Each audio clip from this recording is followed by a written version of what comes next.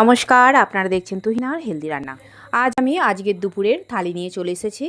সবার প্রথমে আমি নিয়ে নিলাম একটুখানি নুন আর এক টুকরো লেবু। যদিও নুন আমরা কেউই ভাত দিয়ে খাই না, তবুও নুনটা একটু দিতে হয় পাতে। এরপর আমি বাটি মাপ করে একটা ছোট্ট বাটির এক বাটি দিলাম ভাত, আর তারপরে দিলাম একটা কাঁচা লঙ্কা। আজকে আমি ঢ্যাঁড়স আলুর তরকারি করেছিলাম আর বাঁধাকপির তরকারি করেছিলাম মাছের মাথা দিয়ে। সবার প্রথমে দিয়ে দিলাম ঢ্যাঁড়স আলুর একটু তরকারি, আর এরপর দিয়ে দিলাম মাছের মাথা দিয়ে ওই বাঁধাকপির ঘন্ট। বাঁধাকপির তরকারিটা দিয়ে দেবার পর আমি এবার দিয়ে দেবো একটা বাটি করে একটুখানি ডাল। আর করেছি মাছের ঝাল। আজ আমি রুই মাছের ঝাল করেছিলাম, শুধু ওই পেঁয়াজ দিয়ে এই মাছের ঝালটা করেছি। সেটাও একটা বাটিতে দিয়ে দিলাম এক পিস।